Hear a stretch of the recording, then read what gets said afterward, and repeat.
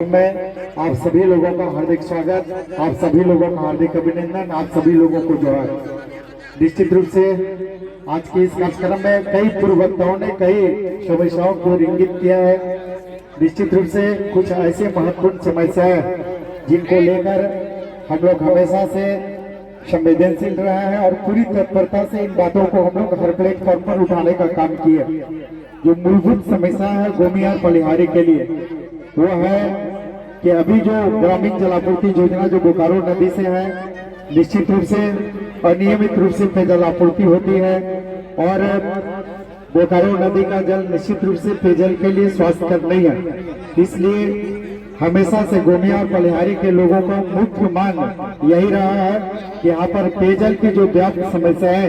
इन समस्याओं का निराकरण हो। और इसका एकमात्र और मुख्य मांग इन लोगों की यही रही है कि गोमिया और पलिहारी के लिए एक डेडिकेटेड अलग से जलापूर्ति योजना स्वीकृत की जाए। इंटेक वेल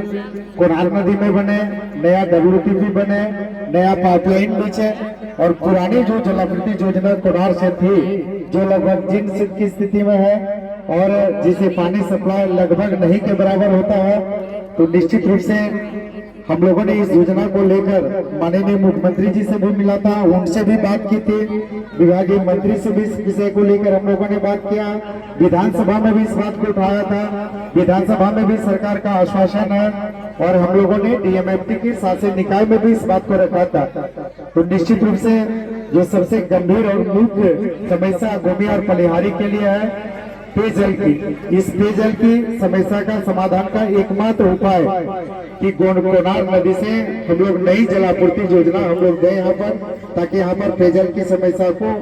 दूर कर सके। इसके साथ ही जिस जगह पर आज कार्यक्रम हो रहा, ठीक इसके बगल में हम लोगों का सामुदायिक स्वास्थ्य केंद्र है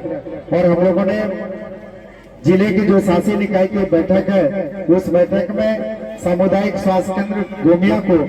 मॉडल हॉस्पिटल के लिए में परिणत करने के लिए इसका प्रस्ताव भी पारित हो चुका है।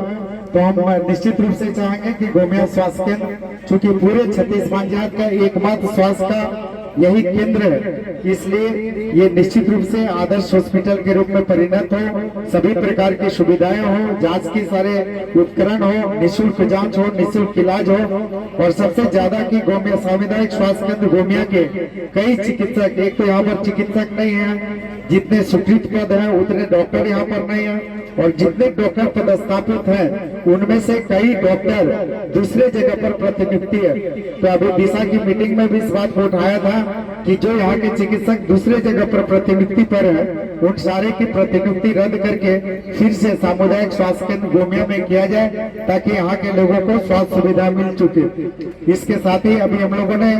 एक और शासन निकाय में DMFT का लिया था कि +2 उच्च विद्यालय जो यहाँ पर हम लोगों का है गोमिया,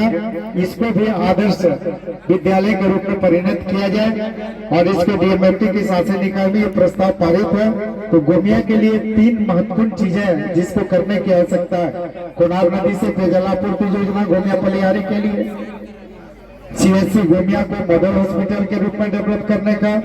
और यहाँ पर गोमिया हाई स्कूल +2 इसको मॉडल स्कूल के रूप में डेवलप करने का। इसके साथ ही अभी माननीय मुख्यमंत्री जी भी आए थे बोकारो में और उस कार्यक्रम में भी हम लोगों ने आग्रह किया था कि यहाँ पर जो डिग्री कॉलेज बनकर तैयार है, जिसमें पढ़ाई लिखाई हो नहीं रही है, तो निश्चित रूप से डिग्री कॉलेज का भी उद्घाटन हो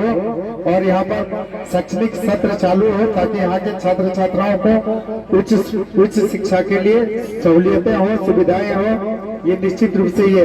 इसके साथ ही कई महत्वपूर्ण चीजें हम लोगों ने यहाँ से गोमिया पलिहारी और इसके आसपास के जो DMFT से प्रभावित क्षेत्र है, ऐसे प्रभावित क्षेत्रों के लिए कई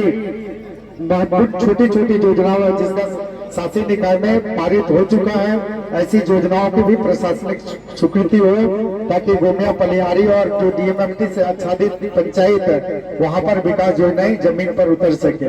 इन्हीं शब्दों के साथ फिर से मंचासन सभी अतिथियों का, इस कार्यक्रम में आए हुए आप तमाम सभी माताओं का, बहनों का, अभिभावकों का, नवयुवक साथियों का, पत्रकार मित्रों का, मेरे सभी साथियों को फिर से अपनी ओर से हार्दिक बधाई देते हैं। आप सभी लोगों का